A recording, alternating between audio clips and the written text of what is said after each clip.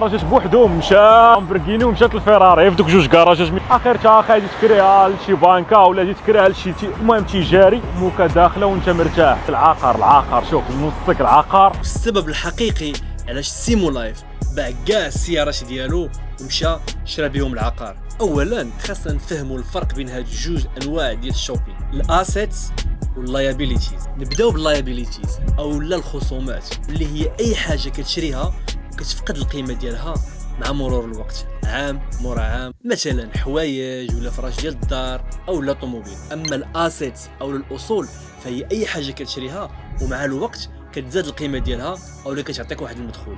في هذا الطابلو غادي تشوف شنو هما الانواع ديال الاسيتس او الاصول اللي يقدر اي واحد في المغرب يستثمر فيهم.